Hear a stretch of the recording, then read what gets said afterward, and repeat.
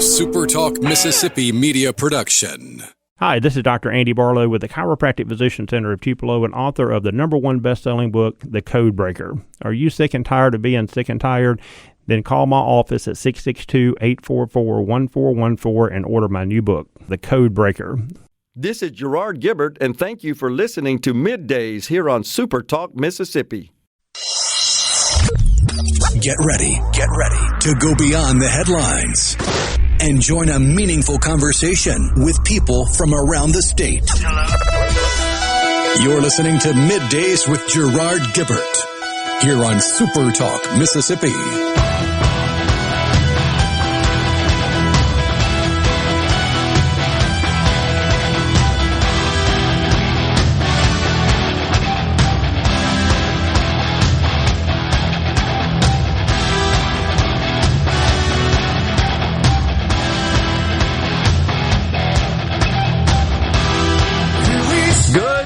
Everyone, and welcome to MidDays, SuperTalk Mississippi. I'm your host, Gerard Gibert, along with Rhino in the Element Wealth Studios, guiding you through the middle of your day with facts, fodder, and fine music on this Friday, y'all. And a blustery one out there.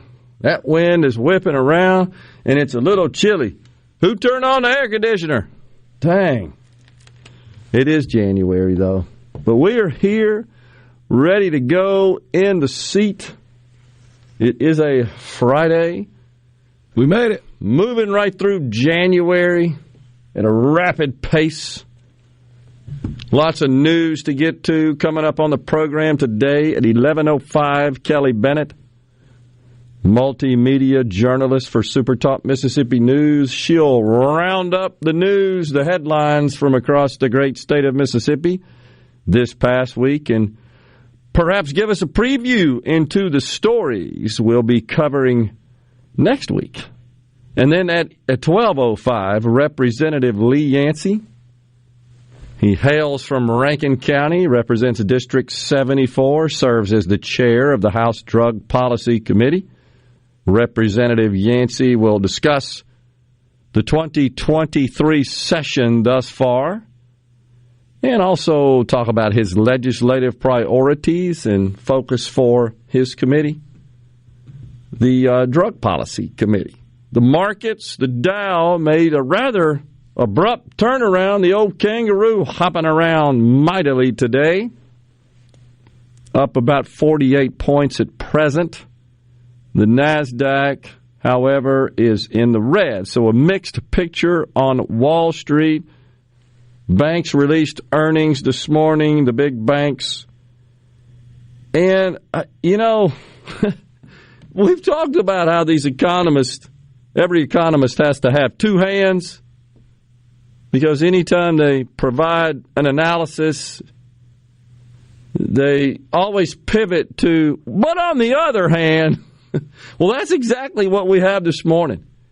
Early this morning, we started getting the reports, quarterly earnings reports from the big banks. I thought they looked pretty good, honestly. And then I hear economists and market analysts weigh in, and there's no consensus on was this good or was this bad. J.P. Morgan, Citibank, double beat, meaning they exceeded their revenue and their profit projections for the quarter. Bank of America announced no layoffs. But we have seen a sharp decrease in investment activity from the big banks, and that is the second source of revenue for a lot of these guys. The biggest source, no surprise, interest. It's the difference between the interest they pay out on money parked in the bank and the interest that they charge and receive in the form of revenue. That's referred to as net interest, and that's the margins, if you will, for a bank. That's how they're calculated. But it's a mixed picture. The economists can't agree. We'll see where it all goes. Big tech, Alphabet, Microsoft down today. Apple as well. It's just going to be tumultuous at a minimum, choppy going forward, I believe. Of course, across the state of Mississippi, the big news yesterday was the announcement from Northern District Public Service Commissioner Brandon Presley that he is a candidate for governor of the great state of Mississippi. As a Democrat, he wasted no time in distributing a video that took some shots at Governor Tate Reeves, as a matter of fact. I will say, it was a well-done video. I think I've heard lots of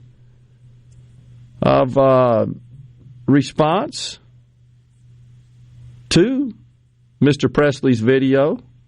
It's all been fairly positive, honestly. Now, a video does not a governor make, right?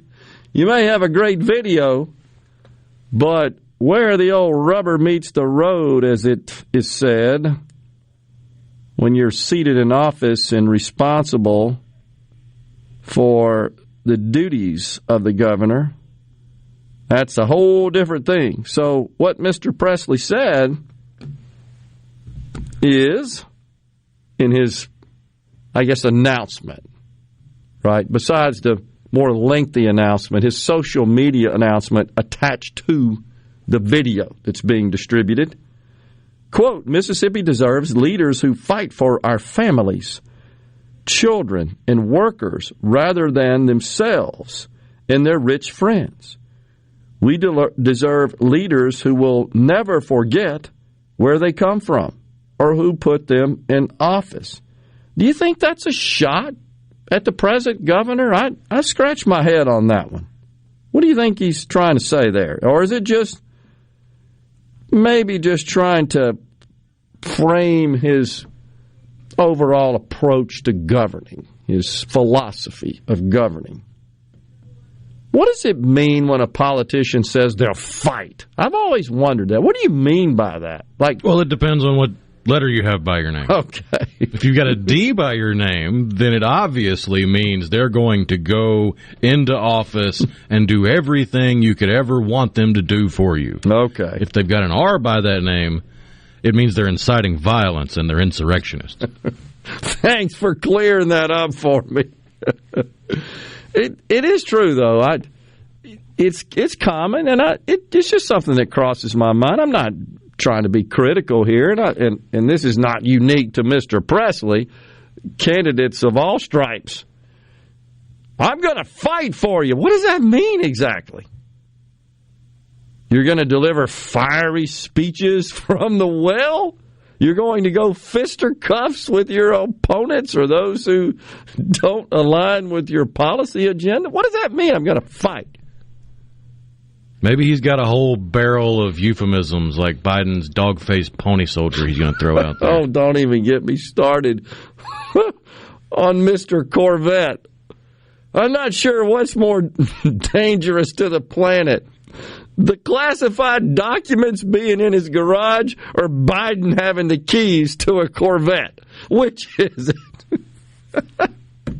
How many documents can the Corvette lose per hour? What's the speed there? Well, the 65 Stingray Corvette can lose 60 classified documents in 4.3 seconds.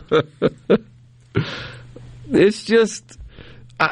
this is a problem for the Democrats. It really is, because they made such a big deal out of Trump with the documents at Mar-a-Lago. These are in the guy's garage.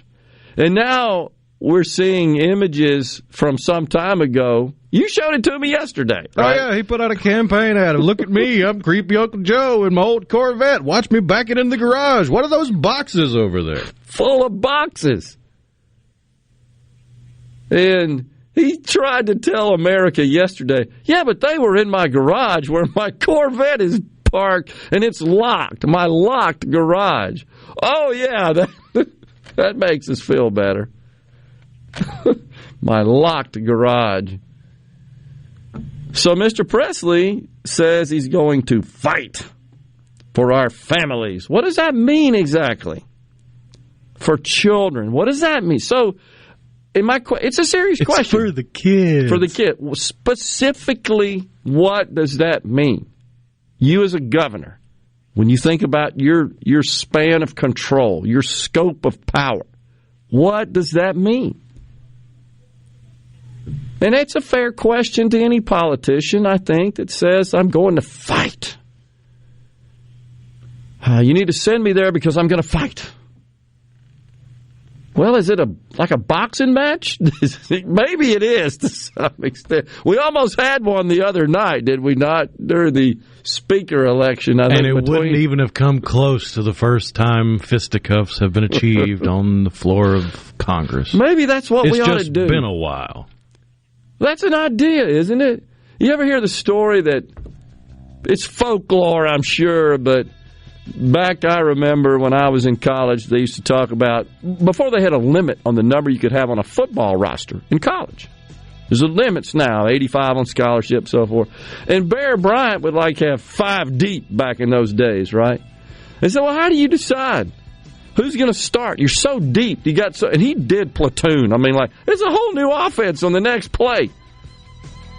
And when we come back, I'll tell you how the legend goes as to how he made those decisions, who's going to start. Stay with us. Fleetwood Mac with the chain bumping us out of this segment on Middays in the Element Well Studios.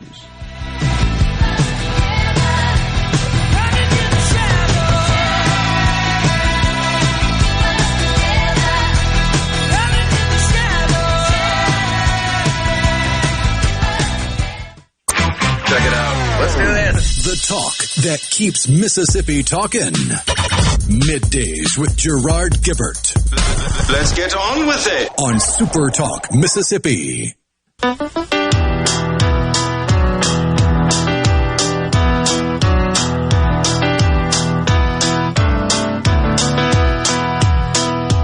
Just as I thought it was going all right, I found out I'm wrong when I thought it was right. It's always the same, it's just a shame, that's all. I could say day and you'd say night. Tell me it's black when I know that it's white. Always the same, it's just a shame. We are back in the Element Well Studios. You're listening to Middays on SuperTalk Mississippi.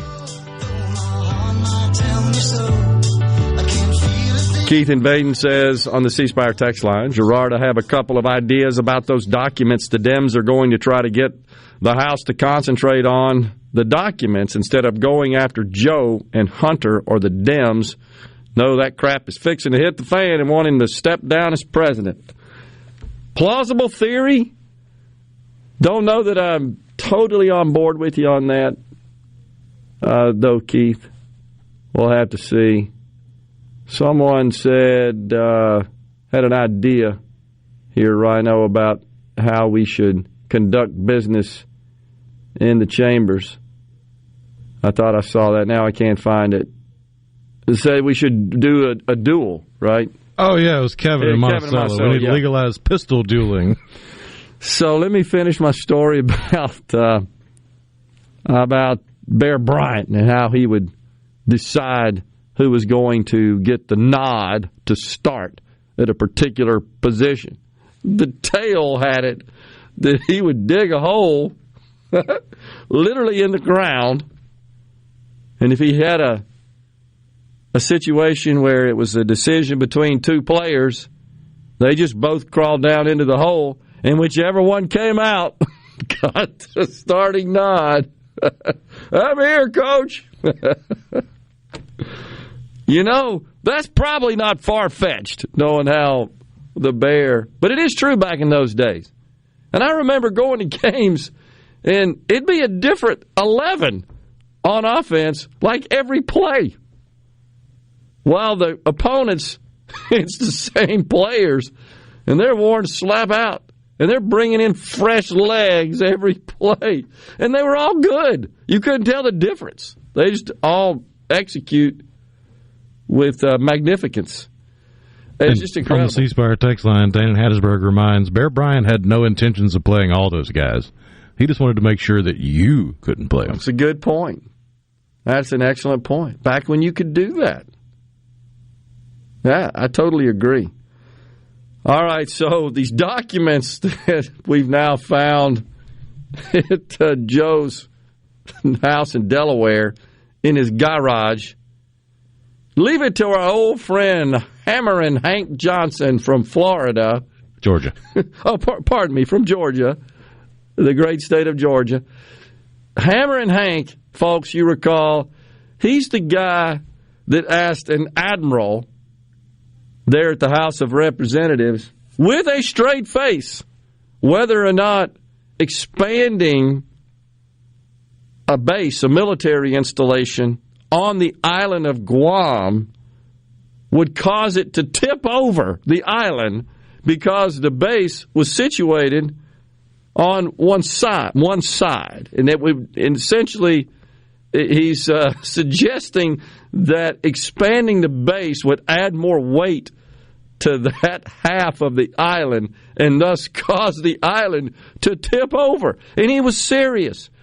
And what was great was that the admiral answered him respectfully and with some degree of a serious tone. How did he keep a straight face when that fool was asking him that? So here's Hammerin' Hank Johnson's theory on these documents in Biden's garage. My response to it all is that alleged classified documents showing up allegedly in the possession of Joseph Biden, there's so much that needs to be investigated, and that's what I call for, is for everything to be investigated. But I'm suspicious of the timing of it. I'm also aware of the fact that things can be planted on people. Places and things can be planted. Things can be planted in places and then discovered conveniently. That may be what has occurred here. I'm not ruling that out, but I'm open in terms of the investigation. Needs to be investigated. What did he say more? Alleged or planted? Alleged classified documents allegedly in the garage could have been planted. So somebody just that you don't know plants these boxes full of documents, and you don't notice that for years. Come on, Hammerin' Hank. I know you ain't real bright, but this one might take the cake over your suggestion that Guam's going to tip over if we head on to this military base on one side of the island there. Oh, it needs to be investigated. What about this Joseph Biden? Where did that come from? Joseph Biden. At least he sounds more intelligent, even though it's obvious he's not, than our vice president. Dear Lord, that woman. Again, I ask, can she not talk to a group of adults like they're fifth graders? You got some sound? I think. I could dig some up. Let's see here, because she's always going about just the most insane words out. Here we go. I think of this moment as a moment that is about great momentum, inspired by, yes, optimism, inspired by a crisis, no doubt, but inspired by also our collective ability to see what can be unburdened by what has been. And that's critically important. What the hell is she talking about? Or better yet, who doesn't love school buses? One of the many things, I'm excited about electric school buses. I love electric school buses. I just love them for so many reasons. Maybe because I went to school on a school bus. Hey, raise your hand if you went to school on a school bus. You went. Right. Nothing gets by her, does it? Is there no one in her circle that can go, look, lady, we know you're the vice president, but you've got to read the briefings. For the love of all that's holy, please read the briefings. Here we go. Here's same exact conversation. CARICOM, it is the Caribbean nations, island nations. In the Western Hemisphere, That is where the Caribbean is. We are also in the Western Hemisphere. They are our neighbors. Whoa, woo! So, raise your hand if you went to school on a school bus. That's important to know. Hammer and Hank been there since 07. 07. From the great state of Georgia, Georgia's 4th district. How could he... they keep electing him, obviously, even though he thinks Guam will tip over. And that was over a decade ago. Yeah, that's true. At least before that, it's like, well, they didn't know how ignorant he was. But, dear Lord, it's been over a decade. Still, they hadn't got the message. Evidently, Amanda from Pike County says, that's crazy lizard speak. On the C-Spire text line, short bus. Remember Sheila Jackson Lee from Houston, think NASA famously asked, where did we plant the flag on Mars? I didn't know that. Is that true? She asked where we planted the flag on Mars? Jeez. Malcolm from Tishomingo County says, the papers are a sad thing, but here's what makes me furious. He shut down fossil fuels and then has the nerve to drive his gas-guzzling Corvette Stingray in a video. Yeah, we pointed that out yesterday, Malcolm, that bit of hypocrisy. In fairness, that was a campaign video before he was elected president. He's not allowed to drive it anymore. Oh, they don't? You're not allowed to drive if you're president. That's true. You can't drive yourself. You're absolutely right. I wonder if he sneaks a drive in here and there, though. Move those documents out of the way, those classified documents. I got to back out my Corvette. Yeah, it is blatant hypocrisy, Malcolm. You're so right. We pointed that out yesterday. You're driving this vintage Corvette that honestly probably, Rhino, gets about 6 miles to the gallon. It's probably got a 4-barrel carburetor, Holly Carb, sitting atop the engine there that's got butterflies that when you open them up, it's 2 gallons. That's what we did back then, muscle cars.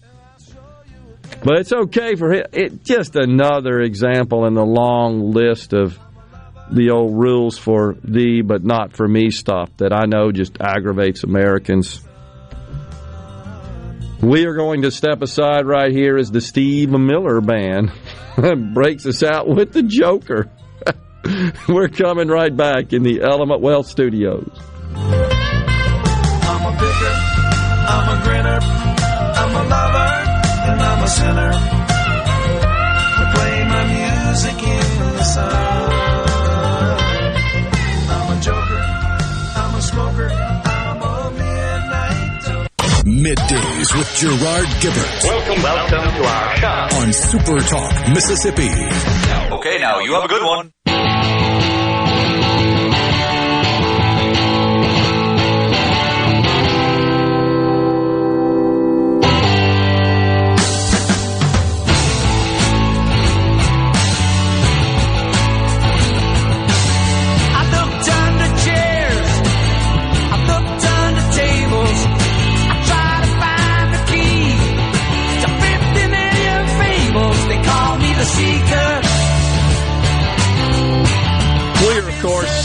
Saddened at the passing of Lisa Marie Presley, daughter of Elvis, passed away at the age of 54.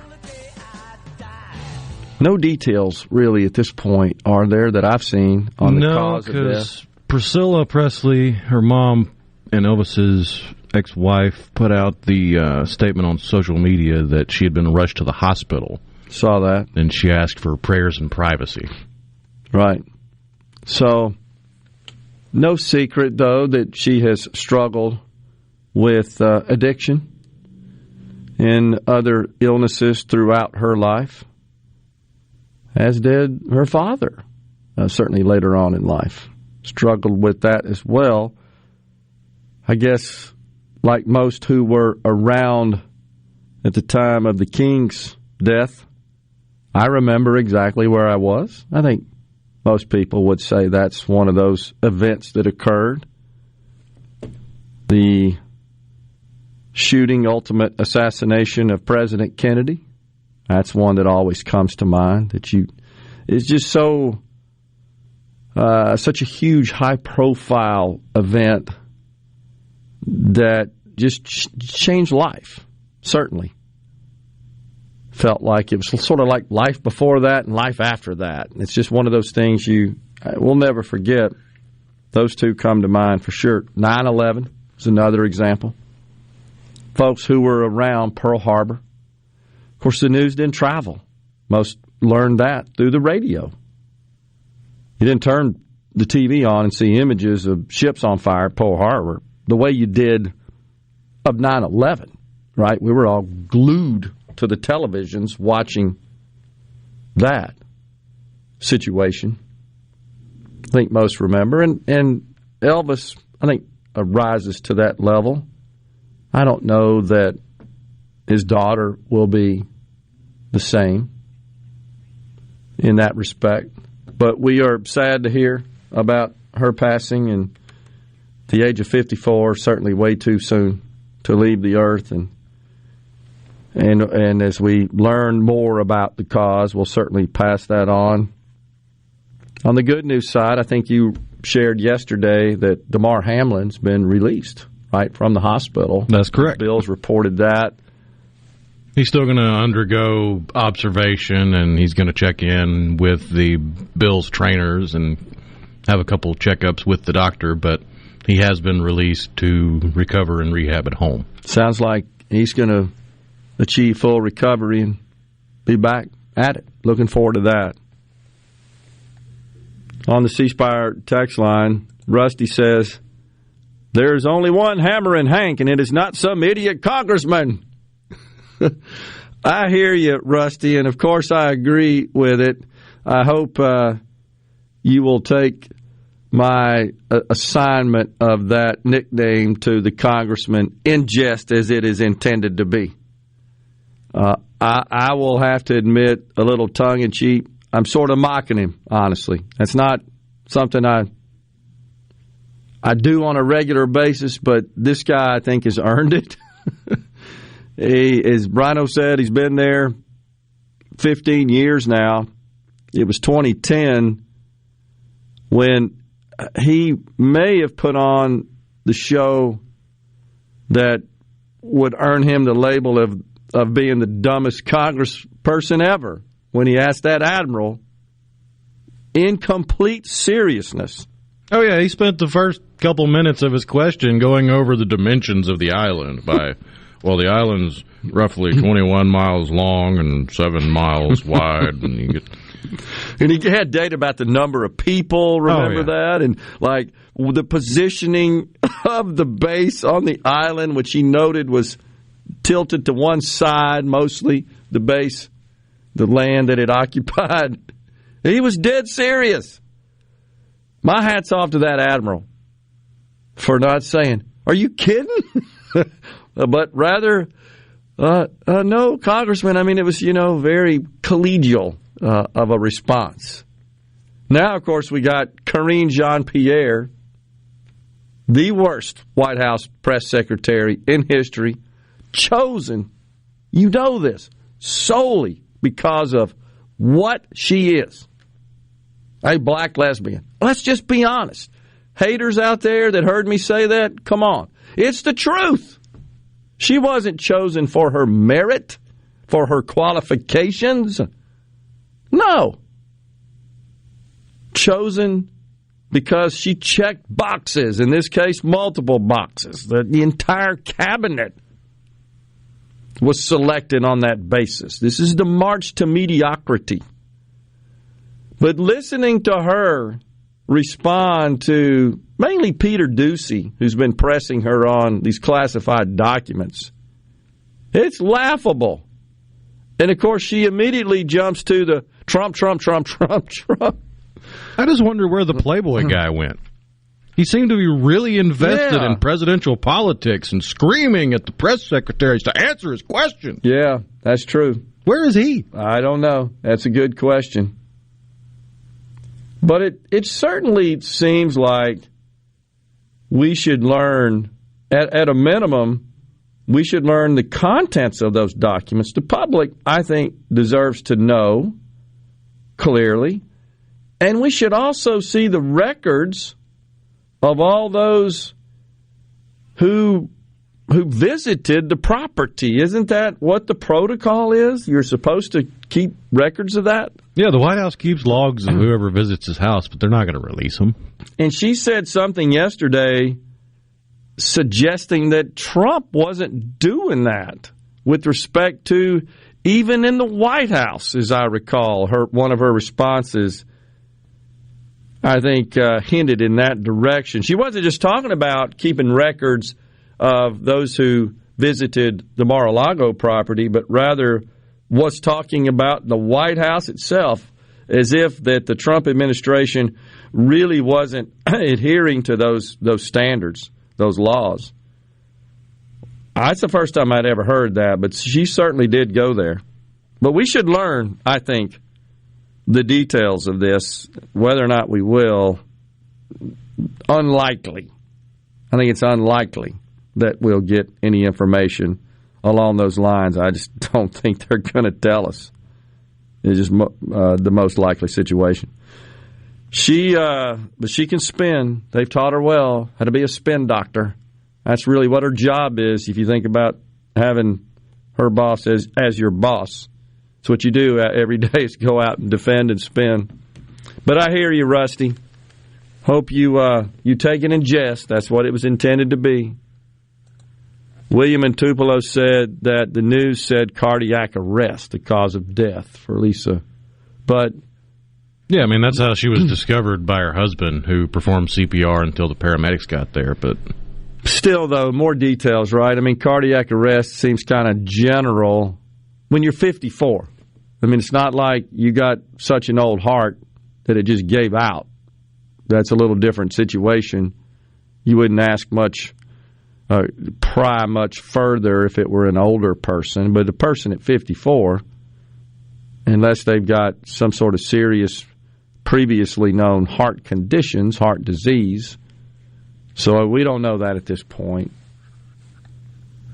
I heard on the Lars Larson show last night that Joe was renting that house to Hunter for $49,000 a month. Didn't you find something about that yesterday? Yeah, there was a sheet going around on social media that looks like a legitimate background check form, just a boilerplate. You fill out the information with your previous. And I want to say the $49,000 a month came from where Hunter was currently staying at the time he filled out the form. But yeah, it's got Hunter Biden's name on it, the address of the house, and it's him claiming ownership of the home on the background check form.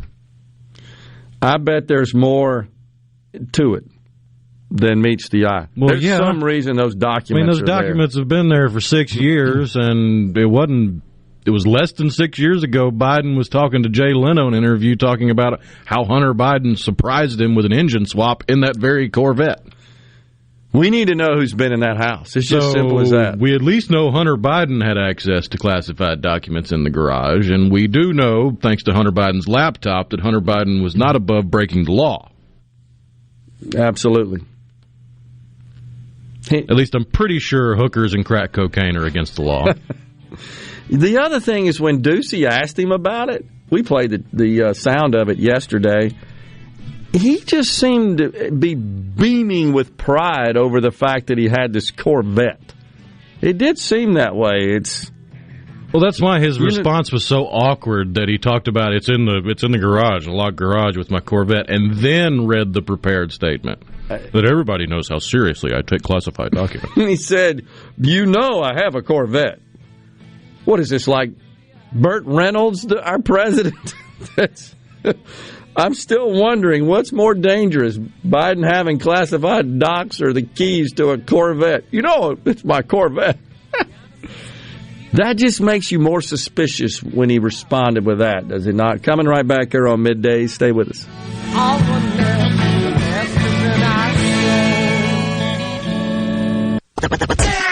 Properly set all controls before recording. All systems go. The talk that keeps Mississippi talking.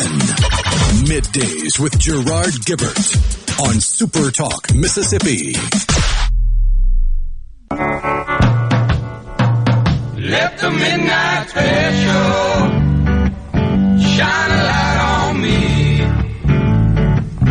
Let the midnight special shine a light on me. Let the midnight special shine a light on me. Let the midnight special shine a ever-loving light on me. Welcome back, everyone. Middays. All we need is a little Wolfman Jack.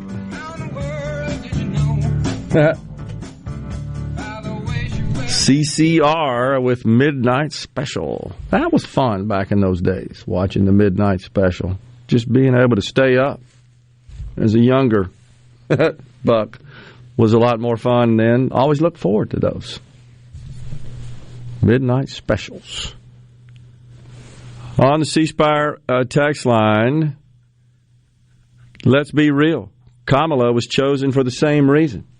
That in reference to my assertion that the White House press secretary, Karine Jean-Pierre, was chosen because of her race and sexual orientation. I absolutely do believe that. And I agree with you. Joe made it clear early on that his vice presidential candidate, before he named Kamala, recall, was going to be a black female. He made that clear. He announced that, right? Oh, yeah. It's going to be a black female. Doesn't matter if there's not a black female who's qualified for the job. We're going to check that box, and we are going to ensure that we're complying with this concept of diversity and equity. I don't know about you guys. I'm getting kind of sick of all that.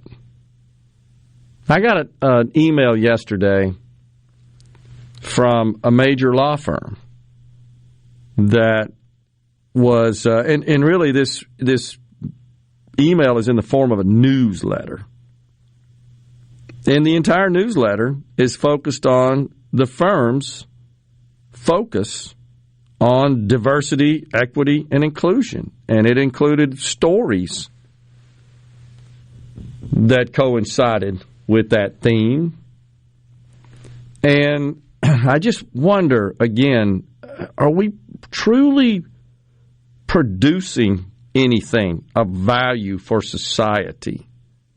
What is that all about? Why so much focus on that? I still believe that what we should implement in organizations is a much smaller, scaled down unit that would focus on exclusion, meaning is this entity, is this organization, is this company, is this agency, not-for-profit, just across the spectrum of organizational entities, are they engaged in any sort of exclusion? If not, good to go. Forcing inclusion and measuring all this diversity and numbers of this and that and here and the other, you're just plugging in people based on what they are without focusing on and considering what's most important, which is performance and qualifications and skills and merit and experience. Just seems like that's been pitched out the window. I saw a report yesterday, a major corporation in this country no longer will accept resumes that list the college that one attended. You can list your degrees, but you cannot name the institution from which you received your degree. They see that as an effort to achieve diversity and equity. It's just a matter of time. You just won't even provide your educational achievements and background. That won't even be on there. In fact, you might as well just go ahead and just give them your pronouns, your sexual orientation, your race, your ethnicity, the gender that you identify as. That's all you need. They'll just plug that in. One of them, two of those, three of them. It is crazy. I'm going to keep harping on that because I do think that is a serious issue in this country, that it's happening in such a pernicious fashion. You don't see a lot about it unless you really kind of look for it, but it absolutely is happening across the country in every corner of society. There's no doubt about it. It's this school in Virginia we talked about that withheld awards from the National Merit Test until after college application day. That's an example. And now they have admitted, you've seen this, it was in order to achieve racial equity. That's where we're headed. We need by the way, I'm going to talk to our legislature. We need a law in the state of Mississippi that would require education, K through 12, to provide those scores and awards and so forth to students and parents within a short period of time, some reasonable period of time after receipt. How about 24 hours? Coming right back with Kelly Bennett. Stay with us. Life is good today.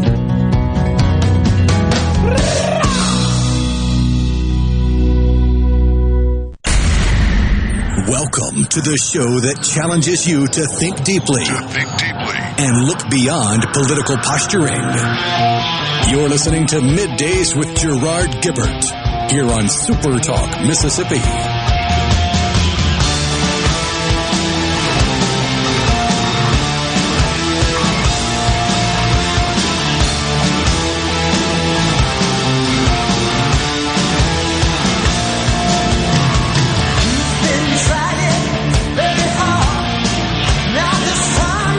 Welcome back, everyone. Hour 2 of Middays, SuperTalk Mississippi. We are back in the Element Wealth Studios on this Friday, y'all. And joining us now, Kelly Bennett, Multimedia Journalist, SuperTalk Mississippi News. Kelly, how's it going this morning?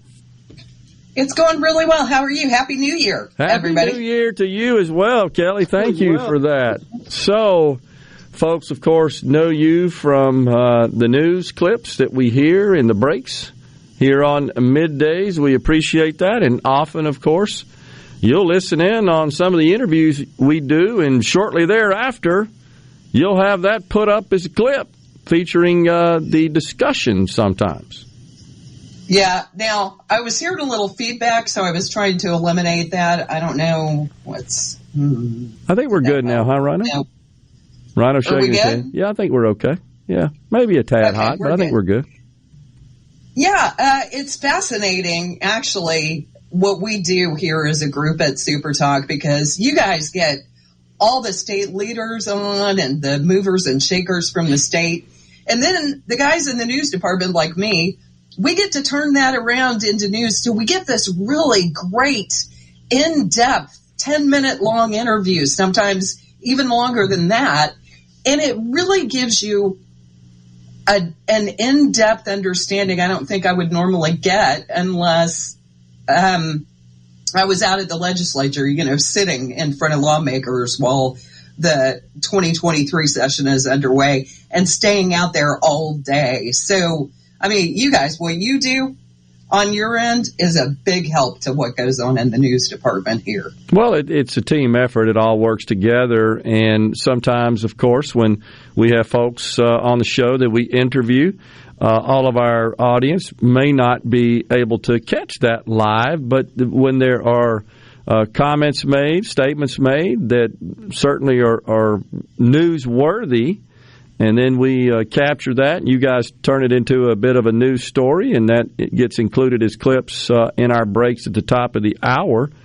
I think that's really the way to keep people informed in our audience, and that's what it's absolutely, and that's what it's all about.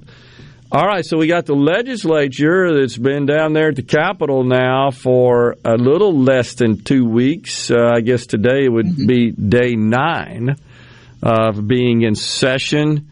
What's some of the key takeaways you think we've seen, certainly from the folks that we've been interviewing and just other stories that have caught your attention? It certainly seems like there's going to be a lot of debate on whether or not to eliminate the income tax, tax rebates. How exactly are we going to handle that billion-plus surplus that the state of Mississippi has been running every year. So there are a lot of lawmakers that feel like it's time to give that back to taxpayers. Others are arguing, hey, we've got issues that we need to spend this on, the crime crisis in Jackson, infrastructure, water systems. We've got a mental health crisis that's currently, I think there are some lawsuits that we're dealing with. Just so many things. So that's going to be a big deal. Another one that I really see getting a lot of attention this session is hospitals. Yep. We've got close to 40 hospitals in danger of having to close their doors because of the financial crisis. And legislators are already talking about how can we fix this? And there needs to be a short-term fix and a long-term fix. So that's going to take front and center, I think, in the 2023 session. Yeah, and then you've got the minority party. The Democrat Party has also published their agenda as well, which, of course, includes Medicaid expansion and financial aid for the healthcare community. I think those are probably the top items on their list of priorities. I don't know if that gets much traction, if at all, in this legislative session, but they're still pressing forward with that no matter. And then, of course, we've got Brandon Presley announcing his candidacy for governor. You know, it's funny you bring that up because that was going to be where I went next. Do you realize that there are actually 3 candidates in the governor's race already? I'm not sure that I do. We have Brandon. We have, of course, Governor Tate Reeves. And then do we have a Libertarian candidate as well? No, there's another Democrat, according to what I understand. And I haven't heard this anywhere until this morning. A Democrat by the name of Gregory Wash, who ran unsuccessfully in 2019, is apparently in the race for governor as well. So I'm going to have to do a little more investigation of that one. That was news to me this morning. Wow. Truly. Wow. That's incredible. So we got to say an interesting race at a minimum, do we not? And with the Democrat Brandon Presley taking on Governor Tate Reeves. Of course, that we won't see a lot of that until the general. But if neither, other than I guess at this point, Brandon has a Democrat primary opponent, the governor, I do not think at this point has drawn a primary opponent. They may just focus on each other. Brandon already is. Yeah, he definitely came out on the attack yesterday with that video he released, which, by the way, you can watch that at supertalk.fm if you'd like to. I think what's going to be interesting about the governor's race is in the last general election, I heard a lot of talk about split votes. People weren't voting party so much in that election as they were for the candidate. And I'm interested to see who Mississippi supports in the governor's race as a result of that. Are we going to go Democratic, Republican, which is where we've tended to vote, or are we going to split that ticket? Or are we going to, I think it makes for a really interesting race. Yeah, no doubt about it. At this point, we've got Lieutenant Governor Delbert Hosemann, who is already qualified for re-election. He hasn't drawn a primary opponent. However, lots of buzz about the possibility of State Senator Chris McDaniel taking on the lieutenant governor. What are you hearing on that from South Mississippi?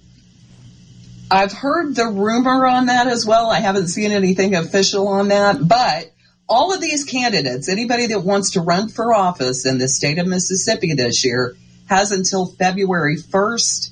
And I would imagine there are a lot of backdoor conversations going on right now where people are trying to decide, hey, where do I want to go? What do I want to do? And even, from legislators and state leaders that are already in office, just trying to figure out, do I run for this same office? Do I try my hand at something else? So that'll be interesting. Yeah, we've already learned that Shawaski Young, Democrat, who opposed Congressman Michael Guest in the midterms for congressional House seat representing Mississippi's 3rd District, has announced he's running for Secretary of State. Curiously enough, currently seated Secretary of State Michael Watson on our program Tuesday when asked, said he has not made an official announcement as to his plans. Yeah. Watch this space, basically, is what we got, right? So I'm not telling you yet. I'll let you know when I'm ready. And that's fine. I think we can all understand that. Another big thing that happened this week, I know you're really into the financial side of life. You're a lot smarter about it than I am, according to what I garner when I listen to your show. But it does look like inflation, it was rising and rising and rising at such a fast pace. It's not doing that anymore. It seems to have slowed down. What I find interesting is the price of everything seems to go up. Everybody gets really upset about it. It's big news. And then the price doesn't really go up anymore, but it's still so much higher than what we were paying, and it stops hitting the news. Yeah. And people quit talking about it, and the prices never come back down. This just becomes the new normal. I would really like to see that change. Yeah, you're exactly right. I think there's more focus on month-to-month changes as opposed to year-over-year. And though what you said at first there is absolutely correct, it's slowed somewhat. It's moderated somewhat. Certainly the pace of inflation from 9% in June to 6 and change here in the recent report. But still, when you compare that to last year, it's still up a fair amount. 6% is still a lot, especially if folks' wages aren't keeping pace.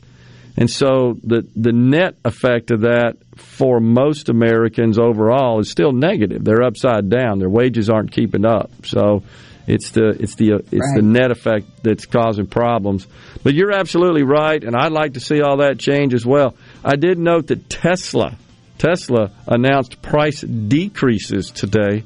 Also, some reports this morning from the housing industry. Fairly sharp drop in average home prices because mortgage rates are up. Demand is also down. So we're starting to see the markets at work there. But it still isn't enough. Still a lot of folks are priced out just because of the mortgage rates. We'll see where all that goes. Kelly, appreciate you joining us and giving us your thoughts and update. I'm sure we'll be talking soon. Thanks for all you do for Super Talk. Appreciate it. Thanks a lot, Gerard. Happy New Year, everybody. Thank you. We're coming right back on Middays. Stay with us.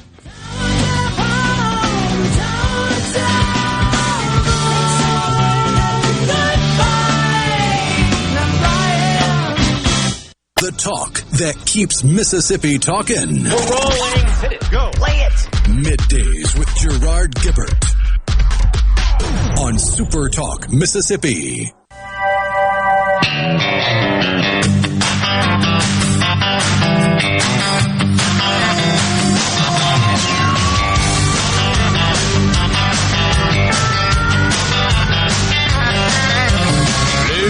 Flashing in my rear view. The sheriff said, boy, I should have known it was you. Welcome back, everyone. It's Middays at SuperTalk Mississippi. So the Mega Millions jackpot, second largest in U.S. history. Second largest. There will be a drawing this evening. It's up to $1.35 billion. Or if you just want the cash, sorry, you only get $724.6 million. That'll work. I could probably make it on that.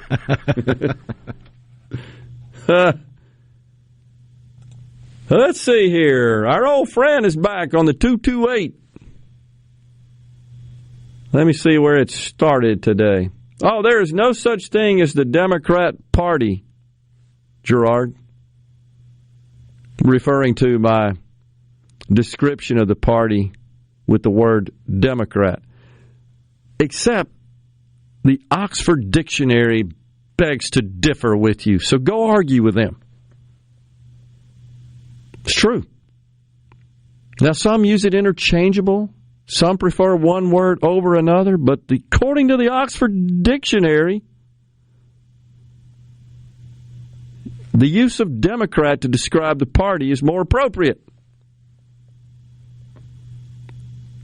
And he says that's a Democrat, a noun. A member or supporter of the Democratic Party of the U.S. Crazy.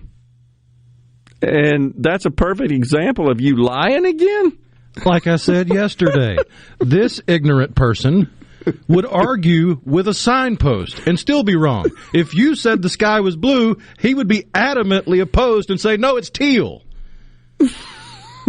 He's so stuck in whatever rut it is that's got him acting out this way and needing the therapy of the C Spire text line.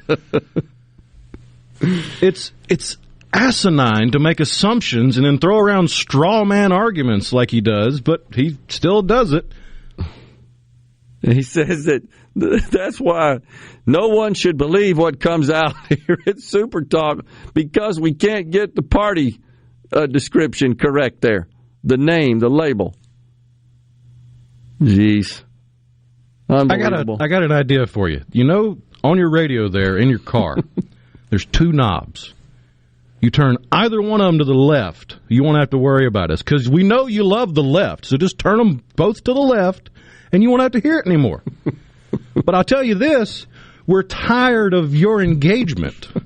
And if you keep calling us liars and then getting offended when I call you ignorant, we're just going to block you, because you provide nothing to the conversation. Tim and McGee says, and he's still listening, that we're perplexed by that as well, Tim. And someone else on the 662 says he can't be serious. So he's all bent out. It's another example, is it not, Rhino, of liberals getting twisted up like a pretzel over words and names. In this case, it's just semantics. It makes no sense. People know what we're talking about. Was there any confusion on anybody's part? Only his, because he's ignorant. We were referring to? Wow. Shag Bully says, SuperTalk isn't troll-proof. Amanda from Pike County wants to know what the taxes would be on the $700 million. Depends on what state you live in, Amanda. The federal tax rate on gaming winnings, which includes lottery prizes, is 24% flat. In the state of Mississippi, gaming winnings are taxed at 3%. So it's 27%. Is what you pay total net. So you can do the math on that. What, $180 million or so? I think is what it turns out to be. It's what you pay if you won $700 something million. That'd still probably be enough after the net. Kelly did make an interesting point though about the way we measure inflation and the focus, and the reason primarily the economists focus on, as opposed to the consumers. Consumers think about, man, I remember a year ago I was paying $4 for a dozen eggs, and now it's $8, as an example. I don't know what the real numbers are, other than the last report I saw indicated eggs were up like 63%, mostly driven by a huge outbreak of the flu that just devastated the chicken population. But it's real wages. Real wages was the term I was searching for that it just escaped me when we were talking to Kelly. Real wages is really just a calculation of, well, my wages went up by X percent, but inflation chewed that up to the tune of X percent CPI. The difference between those two is the adjustment to my real wages. I mean, that's pretty common sense. I'm making $1 more, but everything costs $1.10. Well, I'm upside down. I got $1 more of gross wage increase, but my real wages, I'm in the hole because stuff costs more. Inflation outpaced as a percentage the increase in my income, real wages. But economists are more focused on trends, and that's why they look stronger at month to month. They're not looking so much at last year versus this year. I think the average person, that's kind of their benchmark, I would say. I remember before all this started happening, gas was this and eggs were that, and my rent was so much, my power. A lot of people are paying attention to that now because energy's gone through the roof. Yeah, I'm paying now in the wintertime what I was paying in the summertime for AC. Yeah. And I'm not running the AC. You're not even running it. Right. Exactly. So it's absolutely true. Also, we should point out that Representative Benny Thompson has endorsed Democrat candidate Brandon Presley for governor. Oh, is it Democratic? You're going to get bent out of shape over that? That's the way I say it. Don't like that? Take it up with Oxford. Or just take a hike. So that's like all you need to know there, isn't it? That Benny Thompson is in Brandon's court. It is to me. I mean, that's something that certainly should be considered, I feel. Something else that Brandon said that I thought was interesting, if I can get it going here, it was a commentary about a post, actually, about health care and kind of where he stands on that. And he said that this was after he announced and he published his video and so forth. He made a statement about needing to address the health care situation in the state of Mississippi. And of course, I agree it's a problem. There's no doubt about that. But I'm curious to see what his plans are. How are you going to address this issue? I really want to see specifics on that. Yeah, I'm looking for his exact statement on that. I'll keep looking for it. But it clearly he's made that a priority, and I'm all for it being at the top of the list of things to look at. I'm just not sure that government has a role here. I'm not sure what they could do. Now, they, of course, would say, they being Medicaid expansion proponents, that we just need to do that. We just need to expand Medicaid, and everything is fixed. Well, that's just simply not true. Not true whatsoever. And even Dr. Edney with the Department of Health has said that no, that ain't going to get it done. That's not enough. The Democrats, of course, in the legislature, I almost said Congress, the Democrats in the legislature, they have a plan, and that is just to give them $150 million, which is just a short-term Band-Aid type fix that isn't going to go very far towards addressing the problem, not even close to addressing the problem. He said, yeah. So I don't know what his specific plans are. Still looking for his statement. It doesn't mean anything, really. I was just looking to read the exact statement. He basically said we need to address the health care issue in the state of Mississippi and fight for families and so forth. But so basically Medicaid expansion. I guess that's it. I mean, that's the only thing, other than giving them $150 million, that's the only other thing I've heard that's come out of the Democrat side in this on this particular issue. Okay. Medicaid expansion, that ain't going to solve the problem. That's just not going to solve the problem. It's you could say it's better than nothing from the hospital's perspective, that they would have less theoretically uninsured care and more reimbursed care. Still doesn't solve the problem.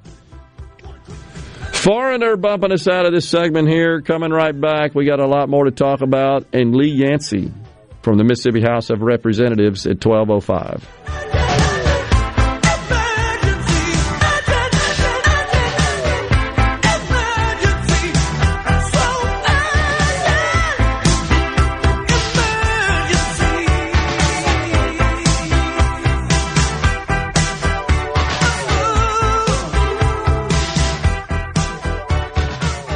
And on SuperTalk TV. Everybody ready? I'm ready. Ready here.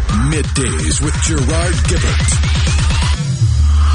on SuperTalk Mississippi.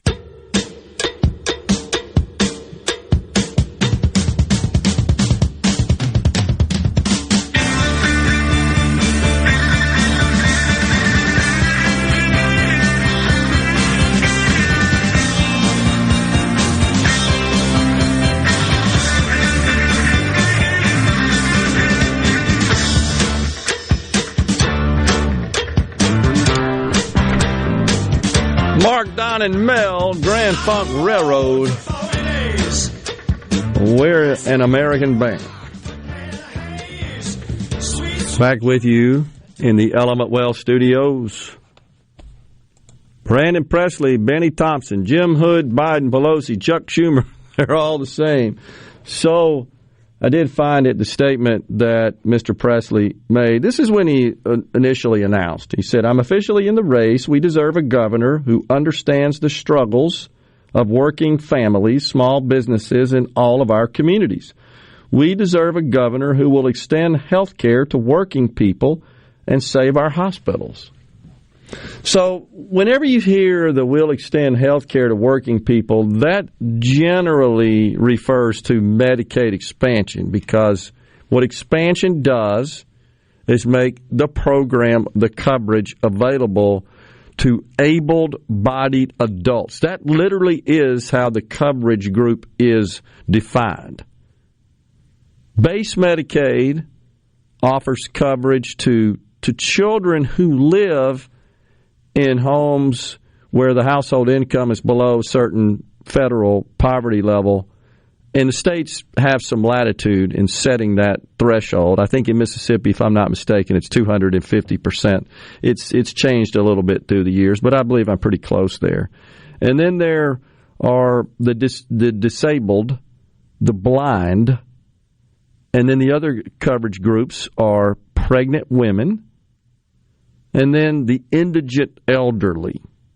These would be folks that are of a certain age, seniors, who may or may not, generally they're going to be on Medicare, but their income is such that they qualify for Medicaid. I haven't looked at the numbers in a while, but of all those coverage groups in general, it's no surprise, it's the indigent elderly that consume the lion's share. They're not the largest coverage group in terms of the number of people, lives covered, but they're old, and a lot of times they're in nursing homes. That's where it comes from. So expansion, a lot of people don't realize this. It's base Medicaid is not coverage for able-bodied adults. They're not eligible to participate in base Medicaid. They can get subsidies for private coverage that they can purchase in the Obamacare exchanges based on their income. It's income-based. So expansion simply extends Medicaid to able-bodied adults whose income, by the way, is below 138% of the federal poverty level. And in the state of Mississippi, I think that's about $17,000, $18,000 for an individual. Not a lot, honestly. Just barely above minimum wage. Now, depending on who you talk to, the number of people that fall into that category that would qualify for Medicaid that presently don't have coverage is anywhere from 100 to 200,000 people. Literally, it just depends on who you talk to and ask that question. And I'm not sure if we know with absolute certainty what that number is. Now, I have said that given the extension of the generous subsidies from the American Rescue Plan, they were extended in the Inflation Reduction Act, in the Obamacare exchanges. Why are we promoting and encouraging people who would qualify for Medicaid under expansion to sign up for coverage? I've said this many times on the program, and I know folks are listening. I'll say it again. Folks that could do something about this. We should be promoting that as an idea. And we should be tracking that. We should have some understanding of the number who would qualify. And additionally, that threshold is 150% where the premiums are zero. 150% of the federal poverty level, depending on the number in your household. That figure is different. You've seen the chart, the matrix on that. If your household's income, based on the number in your household, is less than 150% of the federal poverty level, you qualify for subsidies in the Obamacare exchanges to purchase private coverage at zero, nothing. prior to the American Rescue Plan, the chart of the scale, really, of the federal poverty level and the maximum amount someone within that bracket would pay for coverage was 2% at 100 and between 100 and 200% was 2%. So now at 150% and below, it's 0%. Even though the 2% wasn't a lot when you think about, you're talking about $700-800 a year. Most of us pay that a month, right? And then now you will get this rebuttal. They'll say, well, what about the out-of-pocket costs, talking about deductibles and copays? There's also a program, cost-sharing program is what it's called, that will subsidize that. But maybe that's what the state ought to look like. Instead of expanding Medicaid, maybe the state and the hospital association ought to come up with something to help fund the out-of-pocket cost and push people that otherwise would sign up for Medicaid under expansion to the exchanges to get private coverage. And then I hear the other rebuttal I hear from the left, mainly the Medicaid expansion proponents. Well, everybody doesn't take that private coverage. Oh, so you're saying Obamacare's not good? Wait, I thought you told us it was great. Make your mind up here. Everybody doesn't take Medicaid either, as you well know. In fact, most physicians' offices have signs on the doors that they won't take any new Medicaid and Medicare patients. You've seen that, haven't you? Oh, yeah. Everywhere. Because they lose their shirt on the ones they have. No doubt about it. They don't want any more. And you'll see some that'll say, hey, we take it. The bottom line is, it's not ubiquitous. You don't have the choice of providers the way you do with private coverage. And even that has some limitations, depending on the network that's been built by the carrier.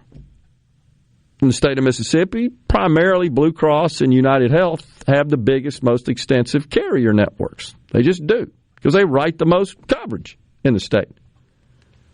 But it's still something that should be considered. And I would submit that if we get more people enrolled, you'd have more providers that would accept those private plans. They sure as heck. Now, they want Medicaid versus zero. Well, they'll take these private plans versus zero, too, when it comes to those that are uncovered, which is where all the problems lie. It's people that don't have any insurance. They're still going to get the care. We're I think, a compassionate society. And then you've got EMTALA and the Hippocratic Oath and all kinds of other standards that come into play. We're not going to let anybody die, despite what the left says. They're going to get treated. They're going to pretty much get what they need, and they figure out how to pay for it later. I think folks listening, Rhino, would be shocked to find out that some of these hospitals, even in the urban areas, they're upside down too. They're cash flow negative. They can't make it either. It's not just the rural. The only ones that make it are those or produce a positive cash flow, let's put it that way, are those that exist in the more affluent communities with a high portion of patients having full private coverage. If you're relying on Medicare, Medicaid, TRICARE, or worse, uninsured care, uncompensated care, you can't make that work. You simply can't make that work. Now, I know Thomas in Greenwood wants to argue about the administrative cost. That's his favorite talking point. Administrative cost. And I shared that with you before, Thomas, at Greenwood LaFleur, which has been kind of the poster child for the rural hospitals that are struggling and on the cusp of full closure.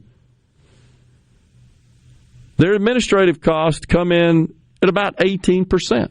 Now, you tell me, what should it be? I'm not an expert in this, but I can tell you this. You could look across, as I have, the spectrum of hospitals across the country and look at their administrative costs. They're in line, but some of those are making money and some aren't. What's the difference? The ones that are, most of their services are covered reimbursed by private insurers. Greenwood LaFleur, they're not.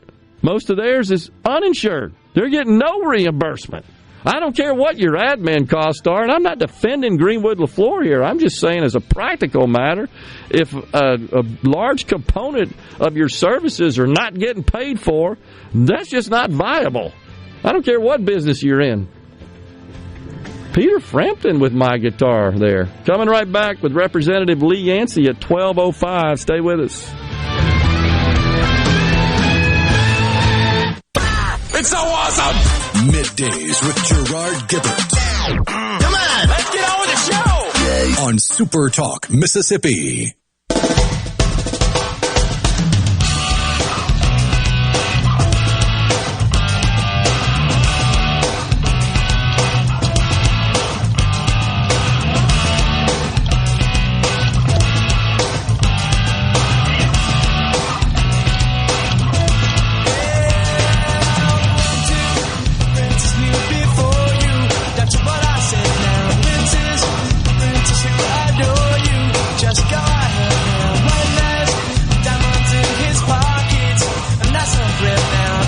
What is that, the Corinne Jean-Pierre theme song? No, that would be Little Miss Can't Be Wrong. Okay. Well, the artist fits. The Spin Doctors on the C-Spire text line. Technically, the sky is not blue. Bark, it's black. The only reason why we can pigment color is the sunlight through the nitrogen and oxygen particles. Yeah. Well, you can certainly argue that, I guess. That as well. Which means the atmosphere appears blue, so it's blue. What it sounds like to me. Seems like. Laugh out loud. That as well. I love the show. Y'all are great. Appreciate that. Give them hell, Rhino, says the C-Spire text line president-elect. That in reference to Rhino's little exchange there with our texter that called me a liar. Because I used Democrat to describe the party. By the way, Dan in Hattiesburg says if he's embarrassed about his party, he doesn't have to vote for them. Fat chance on that. Charlie from Hickory Flat, I have a low tolerance for stupidity. Snowing in Tupelo? Really? Right now? Snowing? Had a couple reports of snow, at least flurries, for a big chunk, a big swath of North Mississippi. Somebody texted us earlier is up in Cincinnati picking up a vehicle and dealing with some serious sleet or something, I believe, earlier on in the program, and we were talking about the blustery conditions this morning. I love you guys. You are second only to the gospel, says Tony in Saltillo. Appreciate that, Tony. Wow, Nancy and Brandon, Justin Sams, 18 carton of eggs, $13.99. Good grief. Wow. Who put out the stickers, Republicans for Presley? We're not sure. We heard that. I thought you were the one that told us about it, William. Maybe not. Somebody else informed us of that yesterday, right? But I'm not sure if it truly is the product of Republicans who do support Mr. Presley, or maybe it's them, right? Their own Democrat camp. Well, I mean, most campaigns provide the majority of the campaign materials. Right. Chris from Oxford says he was a hell of a public service commissioner, and we've heard the same, honestly. But I'll say that. But if he didn't want to align with the National Democrats, he wouldn't be running as a Democrat for governor. Yeah, it's pretty hard to gain a lot of understanding of a person's philosophy with respect to governing, and by that I mean policy making and lawmaking as a public service commissioner. I'm not even sure why we have party affiliation for the public service commissioner. It'd be hard for me to, I guess, really filter through that as to, okay, so you align with this party versus that party. What does that mean as far as what this office does? It's questionable. Not the same as someone sitting in the legislature or statewide governor, lieutenant governor, for sure. Don't have quite the control, the influence on policy. I'd vote for that Democrat truck driver that ran a few years ago that nobody knew about. Ran against Phil Bryant, right? His own mom didn't know he was running. Before I would. Brandon Presley.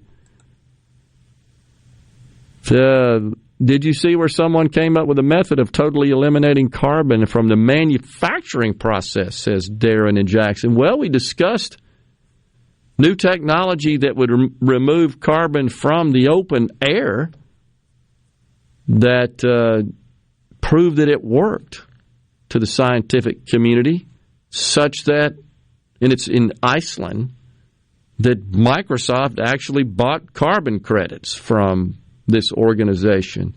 But no, I haven't seen. It depends on, I guess, what manufacturing process we're talking about here. We're talking about the machines that consume power to produce goods, products. So I'm not sure what you mean by the manufacturing process. That could apply to a lot of different manufacturing. Philip Gunn for governor, Jeremy in Caledonia says, don't think the speaker intends to run for governor at this point. Do you think Kohlberger is guilty? I know it's off the subject. Sure does point in that direction to me that he is.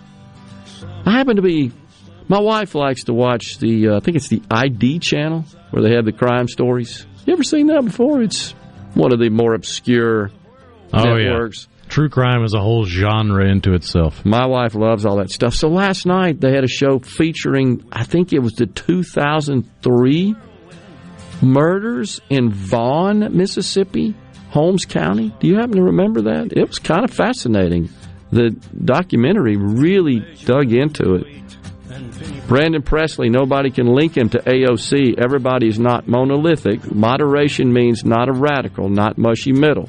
That is not a dirty word, says Jeff in Forest County. Still a D by his name. We'll take that up later, Johnny. Jeff, appreciate that. Coming right back.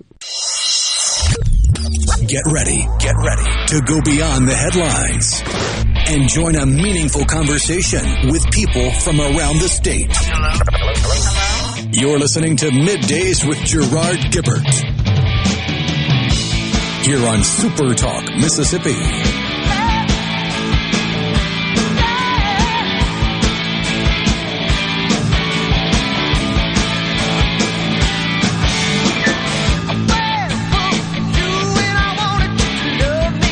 Welcome back, everyone. MidDays, SuperTalk Mississippi. We're in the Element Wealth Studios on this Friday, y'all. Go to myelementwealth.com or call 601-957-6006 to let Element Wealth help you find your balance between income growth and guarantees. Joining us now in the Element Wealth Studios, kicking off the afternoon portion of the show, Representative Lee Yancey. He represents District 74, which includes Rankin County.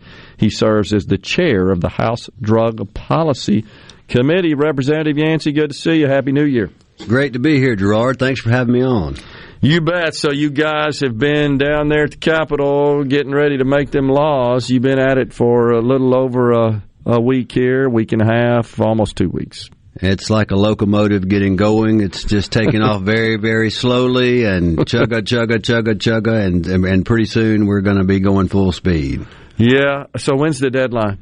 So we just had a deadline to introduce general bills last Wednesday, and I think those bills have to be dropped by Monday. Okay. And then there'll be another deadline for appropriations bills later on. I think it's near the 1st of February. Okay. So we're getting there. Getting there. Yeah. What's coming out of your committee, the Drug Policy Committee? So the Drug Policy Committee, obviously, we're still making tweaks to the Medical Cannabis Act that we passed last year, and just trying to make that work more smoothly. A couple of places that are bumpy. I think 2 background checks are required for an employee of a dispensary when 1 background check would be sufficient. Department of Public Safety didn't feel like they had the authority to conduct a federal background check for a Schedule I drug, and so we were trying to get language for them in order to do a background check on those who work in the business the background check covering the entire country rather than what we're doing now, which is just the state. So just trying to make some things a little smoother. I'm not looking to make big changes until we know exactly what we've got. We haven't sold the first product yet. So we need to know, we need some data to see what's working and what's not working before we, start fiddling with it too much. So where do we stand while we're talking about that? I thought we were supposed to have retail sales cranking up the end of November, what we were told. Well, the testers have been licensed, at least one, and one has been licensed for flour only, and they're working on getting licensed for their other concentrates and edibles and things. And it looks like there will be product in the dispensaries probably in the next week or two. So the testing facility in Natchez is open and running, and the one in Flowood is open for flour, and they're getting very, very close. So there's another testing facility in Holly Springs. There's another one that's being opened in Meridian that's a few weeks behind these others, and I know of another on the coast. So we are a week or two away from the first products being sold, and actually having some data that we can work with to try and get the program where it needs to be. Okay.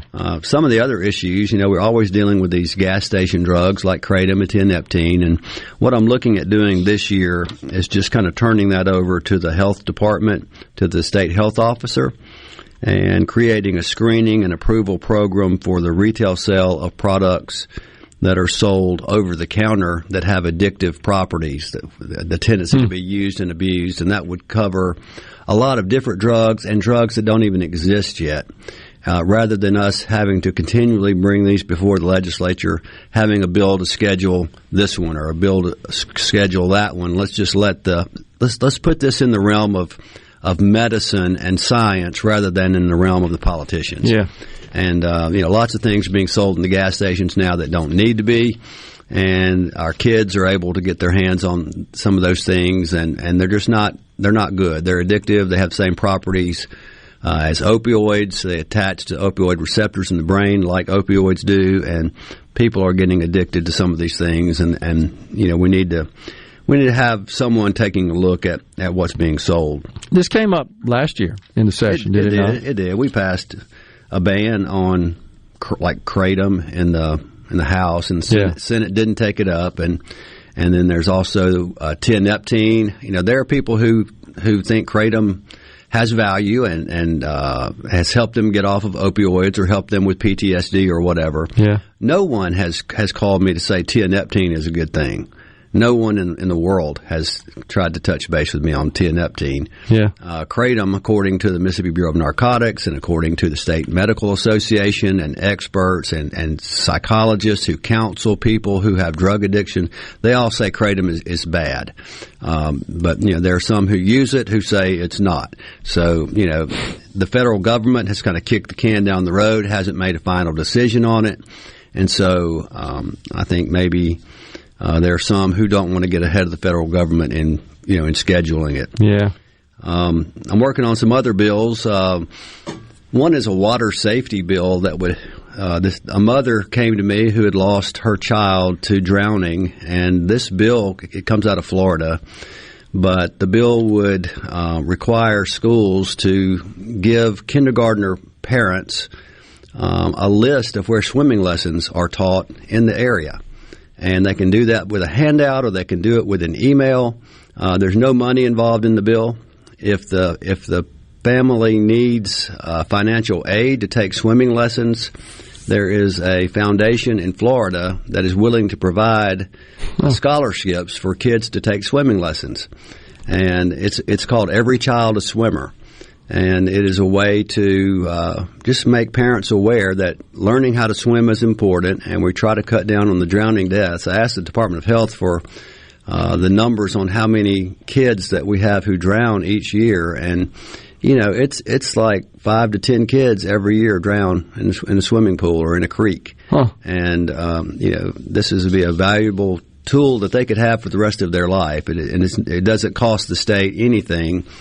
Just to make them parents aware of where swimming lessons are taught. Yeah. And just being aware will cause more of them to get their kids there. Who's the committee that would deal with that?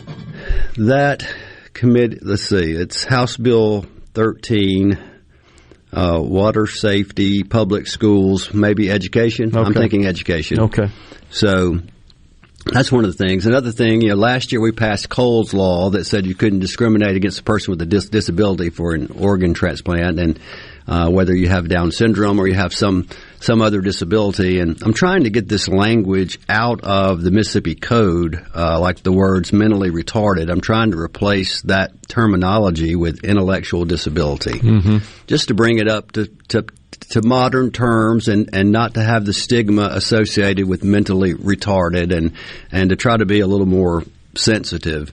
And it's, again, something that doesn't cost anything. It's just something that updates that. Also, we have a problem with some parents not paying child support.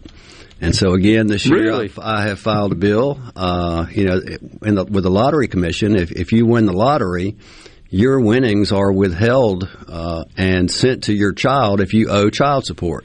And so I wanted to do the same thing with casino winnings. And so this bill would require procedures to be put in place to intercept casino winnings to give to the children if there is an arrearage in paying child support. Yeah. So that's another thing I'm working on. I'm still trying to go after the certificate of need process. I think it is an unnecessary regulation that prevents competition in the healthcare field.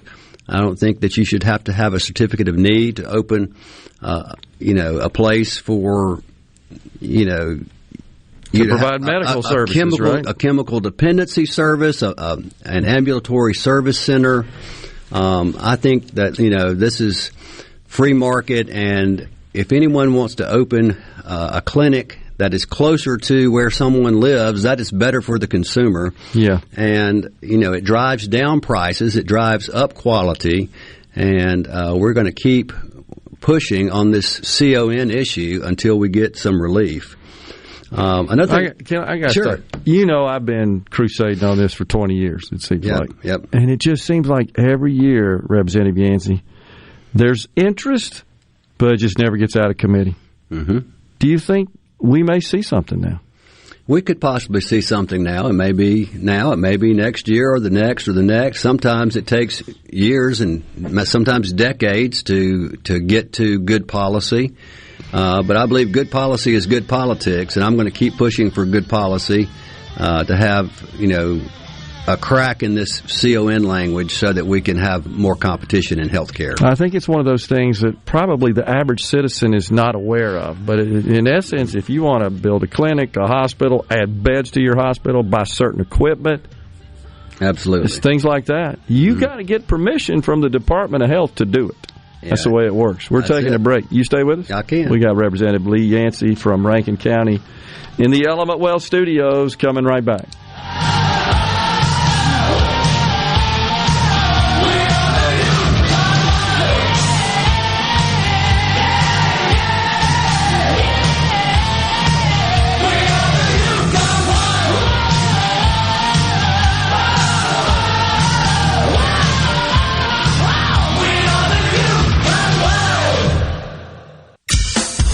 Now back to Middays with Gerard here on SuperTalk Mississippi.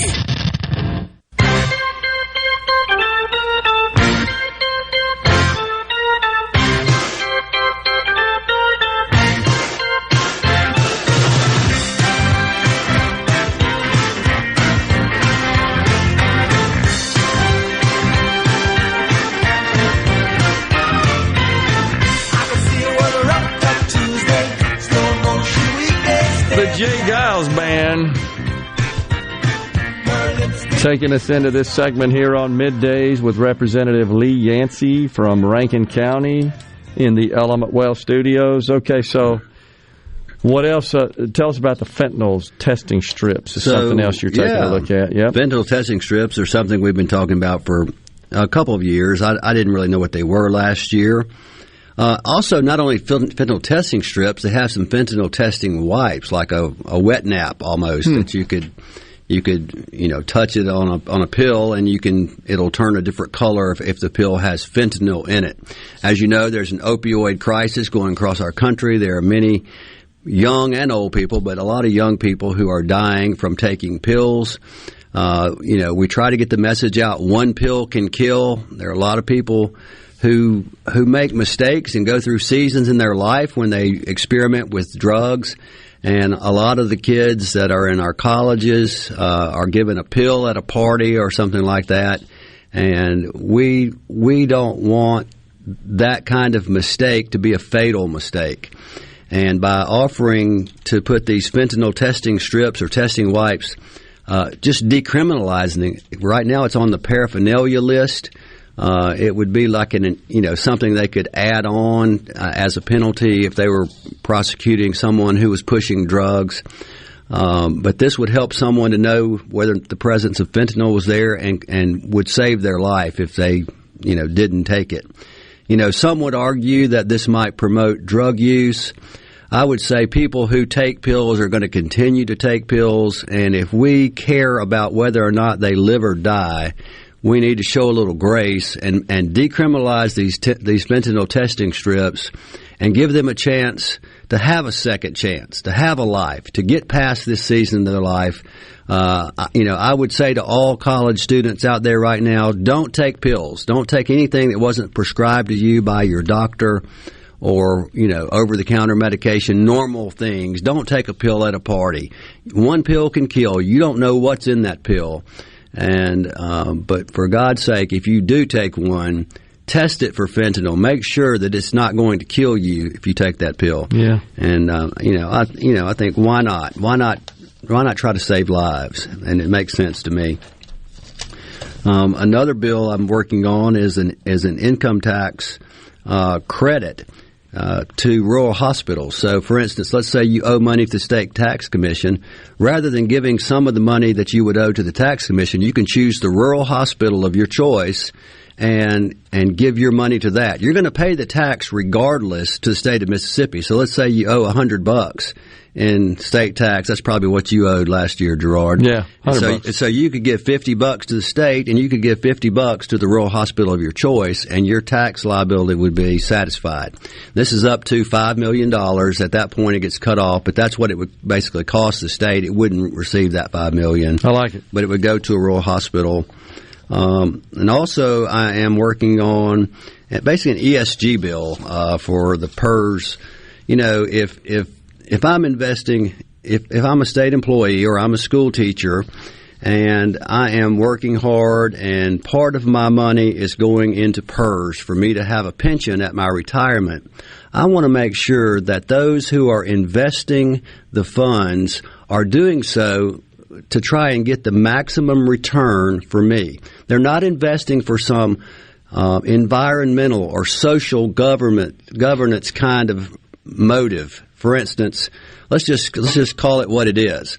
There are some who will not invest in oil and gas anymore. There were some who, say we're only going to invest in electric vehicles, even if that stock is performing more poorly than an Exxon stock or a Chevron stock.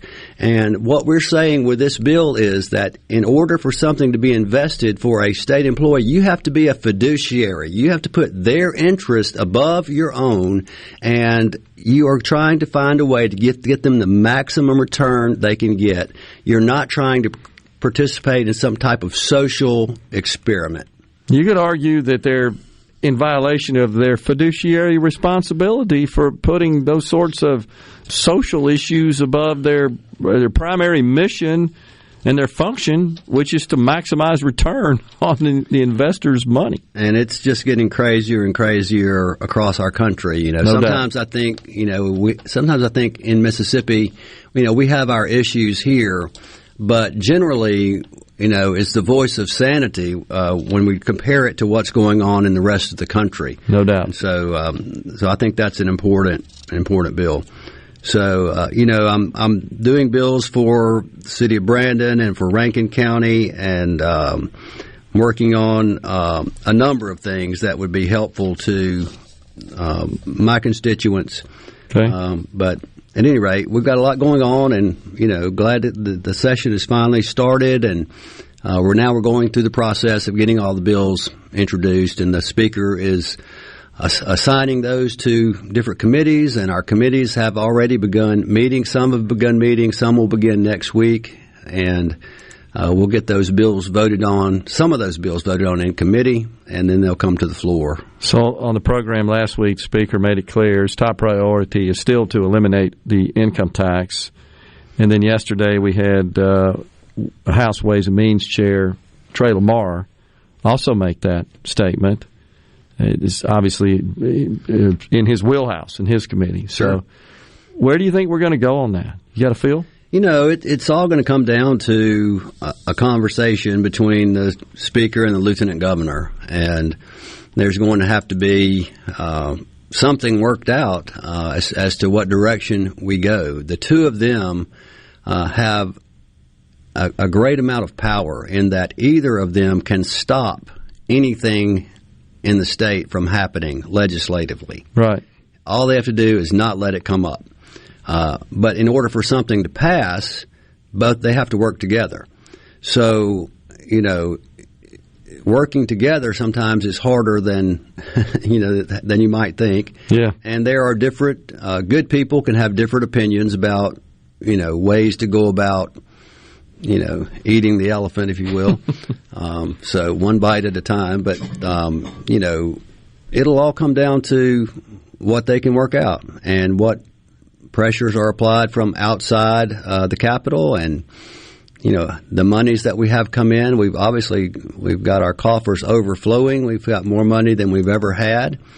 It is a great time to use that money to eliminate the income tax. That would be something that would be an ongoing benefit to the citizens of Mississippi.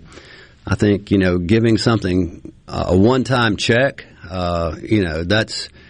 You've heard the old adage, you could give someone a fish and they'll eat for a day, or you can teach them to fish and they'll eat for a lifetime. Yeah. We can give them a check this year for $500 or whatever, or we can eliminate the income tax and they never have to pay it again. Yeah. So, to me, that's a much more effective way of returning the money to the taxpayer. Yeah, I'm just not sure that the taxpayers really are interested in just a one-time, what would amount to a fairly small rebate. Right. I think they're looking for something that is more than just the financial aspect of that, but something that really just changes the structure of taxation in the state of Mississippi and positions us as a really a better place to set up shop and do business and live.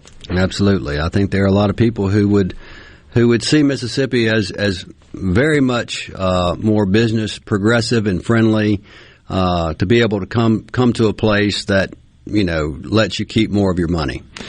All right. The other thing that I have described as unfinished business from the last session is the citizen ballot initiative process. As you know, we had a House version, a Senate version, couldn't come together on that, didn't get any legislation across the finish line. What do you think is going to happen there? I think that there is a consensus that there needs to be a ballot initiative process, but there needs to be a very high threshold for getting something on the ballot so that we don't become like California and have 9 or 10 ballot initiatives every time there's an election.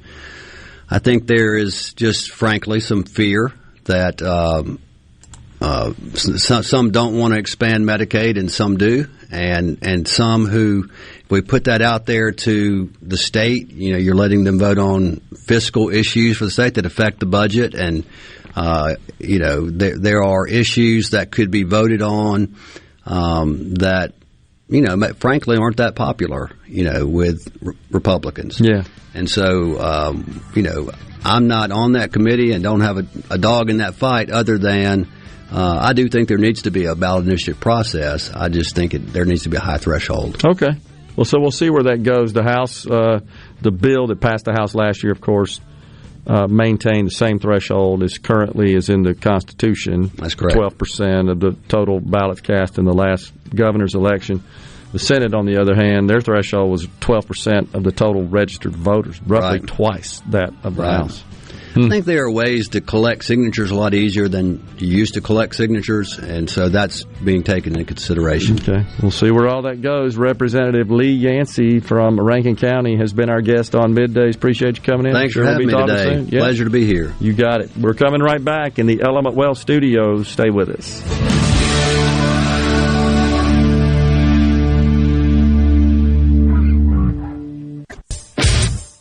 You're listening to Middays with Gerard Gibert, here on SuperTalk Mississippi.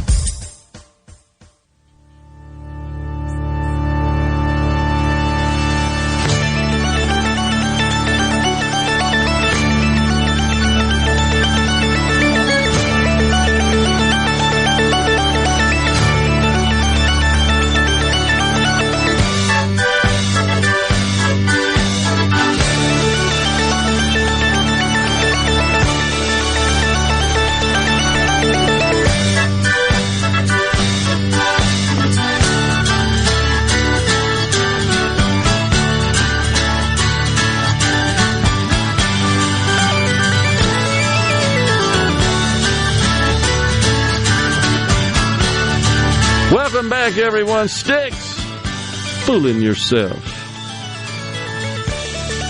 Bumping us into this segment here on Middays. We appreciate Representative Lee Yancey giving us a heads up on all the stuff he's got going on down there at the Capitol. I don't think his life's quite as stressful as it was this time last year, dealing with the medical cannabis bill. That's pretty stressful, wasn't it? We just don't have anything quite that high profile this year. I say the ballot initiative, tax reform, they just don't have the sizzle that one did. And of course, that's largely because of the catalyst being a citizen measure that, in fact, passed, but then was nullified by the Supreme Court of Mississippi. So that just kind of added to the drama. Speaking of drama, the debt ceiling. Well, it turns out that Secretary of the Treasury, Janet Yellen, has informed that we're going to run out of money here pretty soon. Like next week, next Thursday, the U.S. will reach its statutory debt limit. And the Treasury Secretary, Janet Yellen, who's more concerned about climate change than running the dang Treasury, she has, of course, notified Congress in accordance with her duties. And that starts with House Speaker Kevin McCarthy, because that's where that stuff starts out. She said that the Treasury Department will begin, quote, taking certain extraordinary measures to prevent the United States from defaulting on its obligations. This is coming a bit sooner than expected, by the way. She told McCarthy, quote, it is unlikely that cash and extraordinary measures will be exhausted before early June. But we can't, meaning we don't need to raise the debt ceiling to continue to operate through June. We got sufficient cash on hand to pay the bills. But at that point, we're going to have to borrow more money. So you got to deal with this now, because we're borrowing to a point where we're going to exceed the debt ceiling. And this is going to be a showdown. There is no doubt about it. And Kevin McCarthy made it very clear, even before he was elected Speaker, that he's not just going to rubber stamp an increase in the debt ceiling. He's told the president he wants to sit down to address the concern, suggesting a cap on spending in exchange for a temporary bump in the debt ceiling. That's what he wants to do. Can you imagine sitting down with Joe Biden and having this discussion? I just think through that. I don't think that would be enjoyable. I don't honestly believe he understands all of these nuances and complexities. I don't care if he's the president or not. I don't think he gets it. I can't imagine having that conversation. But if they can't come up with a deal and Republicans stand pat on that way of handling it, not increasing spending in exchange for increasing the debt ceiling. So all that really says is we're willing to go into more debt to pay previously obligated expenses. We're just not willing to continue this insanity of increasing spending, and you'll find yourself back in this predicament again. It's a never-ending cycle. So if they stand pat on those terms, it is a possibility that the government shuts down. A lot of folks would say, well, that's fine. And maybe we do need to do that. Now, Democrats here will go crazy, and they'll tell America that you're not going to get your Social Security and Medicare check, Social Security check, Medicare reimbursement. You're not going to get that if they shut it down. And they'll just dream up all sorts of fear-mongering and other deleterious consequences, most of which will be farcical, but they'll get everybody fired up. And that's the risk, because believe it or not, most people do believe that, and then that figures into the next election cycle. And that's honestly, to some extent, what they want.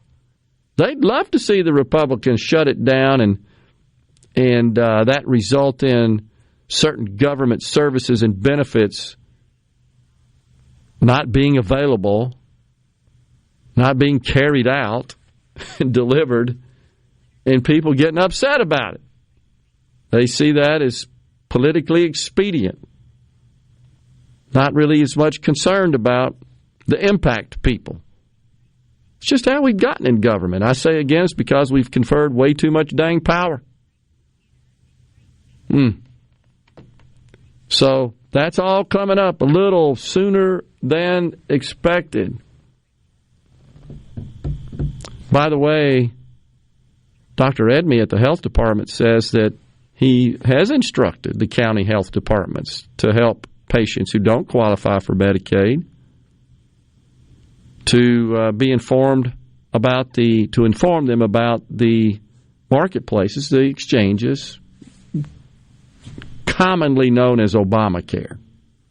And really, when folks think about Obamacare, they think about the private coverage that is sold through the exchanges, also known, as Dr. Edney points out, as the marketplaces.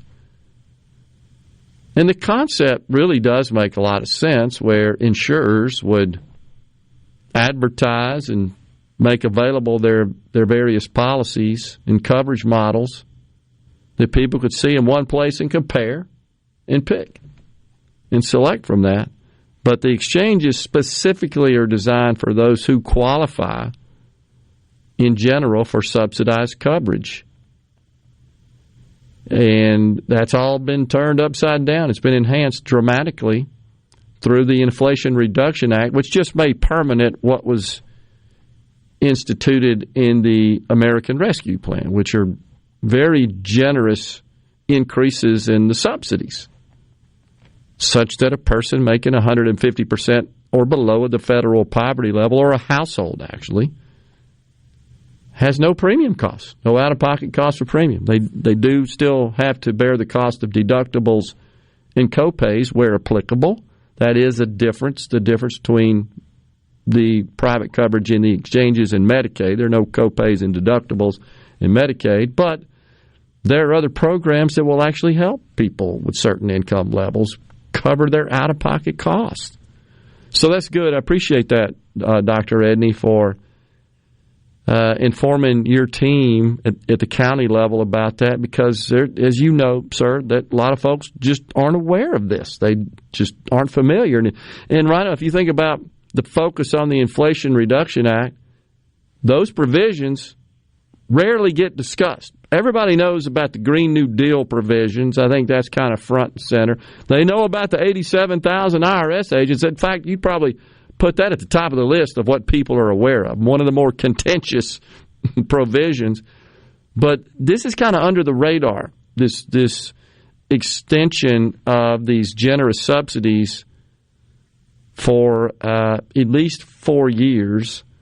That's kind of flying under the radar, but I think it's critical because I do think this is a way to address the uninsured population in the state, short of expanding Medicaid. This doesn't cost the state any money like Medicaid expansion would. This doesn't.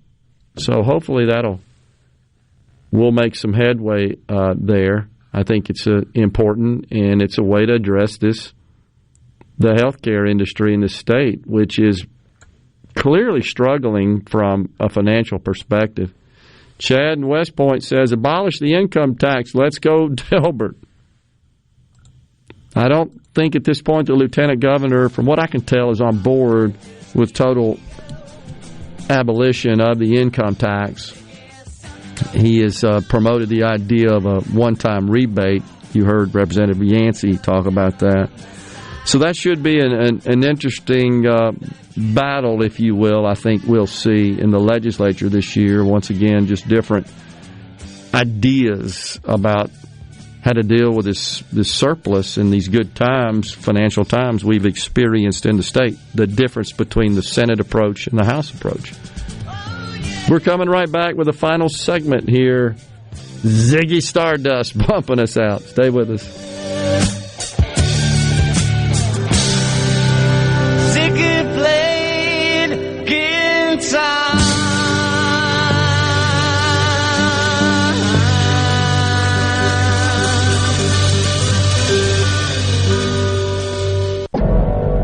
You're listening to Middays with Gerard here on SuperTalk Mississippi.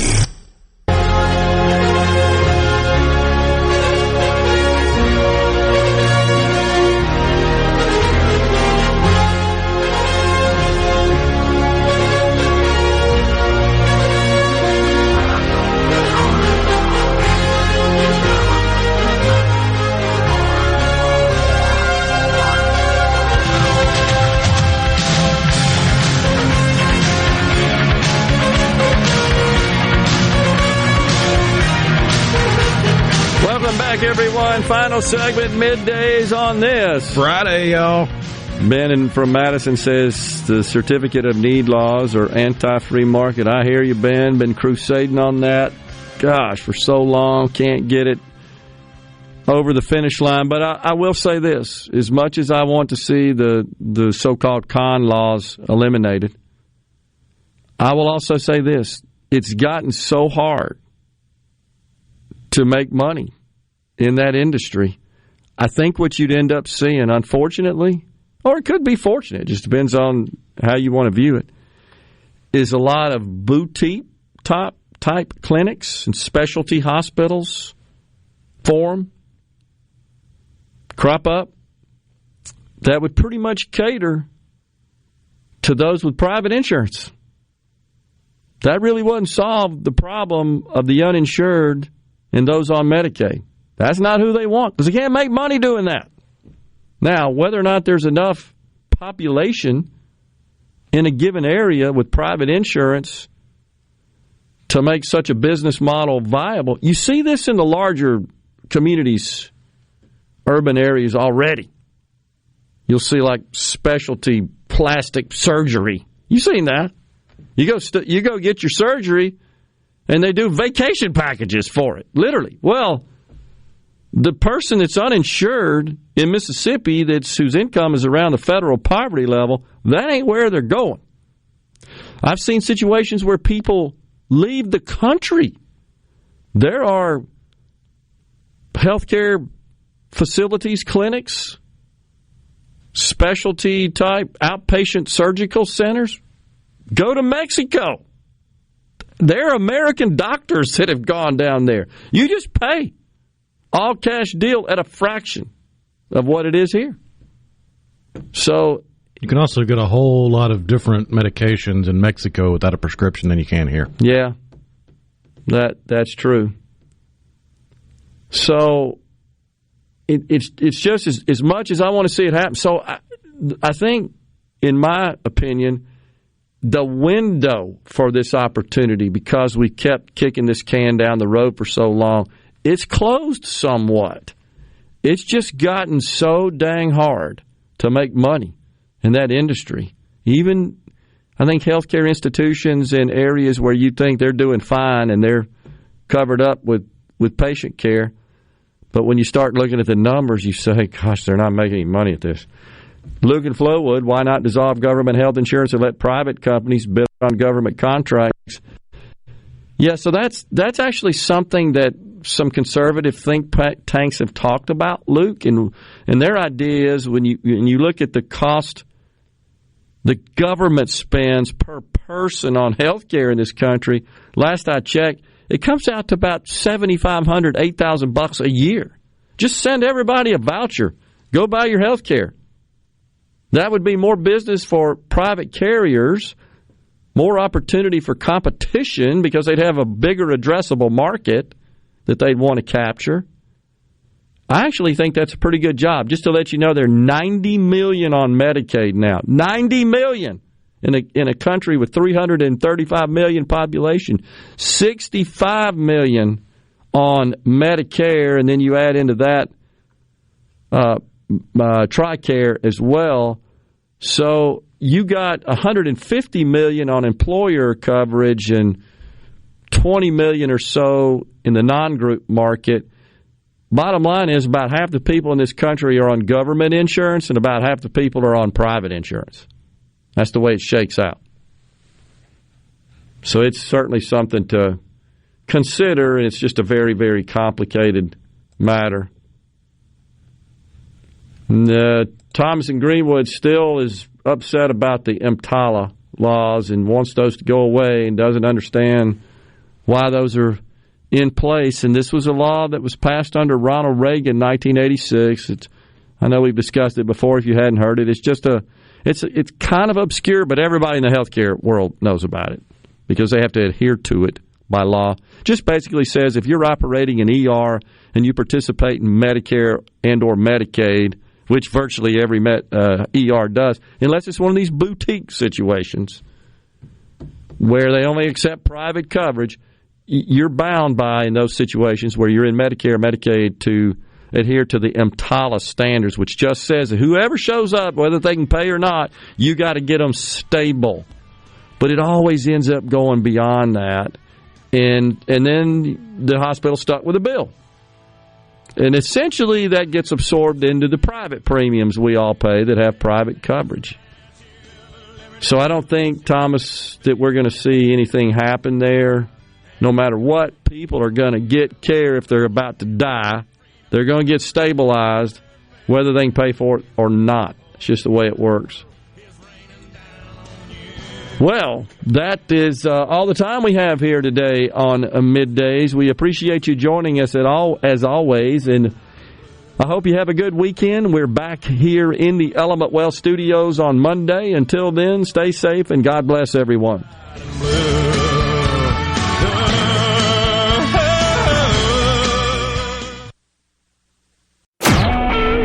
SuperTalk Mississippi Media Production.